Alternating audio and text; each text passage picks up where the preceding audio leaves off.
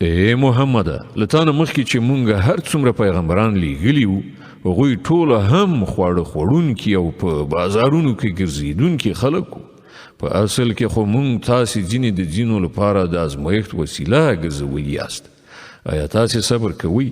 ستا رب هر څه ویني کوم کسان چې زمونږ حضور ته د وړاندې کېدو فکر نه لري هغوی وایي ولې مونږ ته په رښتیا نه رالیږل کیږي یا د مونږ خپل رب ووینو دوی په خپل نفس کې ډیر مغروره شول او په خپل سرکشۍ کې له چتې ووتل په کومه ورځ چې دوی په رښتیا وویني هغه به د مجرمانو لپاره د څه زیري ورځ نه وي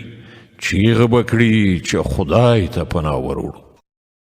او هر څه چې د هغو کړه وړه دي مونږ به هغه راواخلو د دوړې په څیر به یې والوزو یوازې همغه خلک چې د جنت حقدار دي په هغه ورځ به په ښه ځای کې هستوګن وي